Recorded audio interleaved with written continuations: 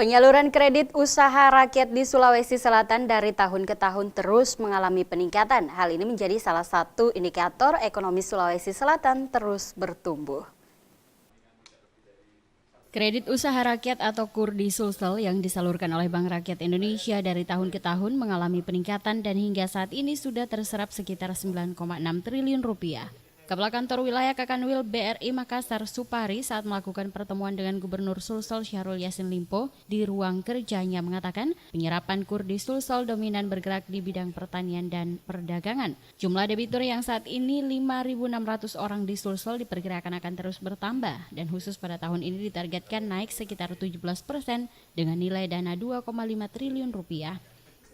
Pertama tentang peran Bank Rakyat Indonesia, ya, tujuan pemerintahan mensejahterakan masyarakat. Kebetulan kami juga ingin mensejahterakan masyarakat melalui fungsi masing-masing. Pak Gubernur punya fungsi policy, fungsi kebijakan, dan juga mungkin fungsi penganggaran. Kami punya fungsi intermediary, mengambil tabungan dari masyarakat, selanjutnya disalurkan ke yang membutuhkan. Nah, ini kita akan lebih sinergikan kembali supaya betul-betul masyarakat menikmati policy dari pemerintahan, kemudian juga menikmati peran dari perbankan. Sementara itu, Gubernur Sulsel Syahrul Yassin Limpo berharap selain BRI terus mendorong penyaluran KUR sekaligus mendukung dan membackup 40.000 izin baru yang telah dikeluarkan pemerintah Provinsi Sulsel kepada pengusaha kecil dan menengah. Mengawal 40.000 izin yang sudah keluar.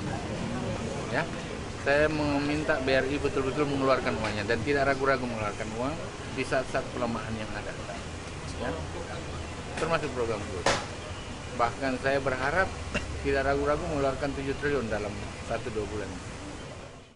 Kondisi ekonomi secara nasional yang berjalan lambat diharapkan tidak terlalu berpengaruh di Sulsel dengan mengoptimalkan usaha-usaha yang ada. Dari Makassar, Syarifuddin Hamzah, GoTV memberitakan.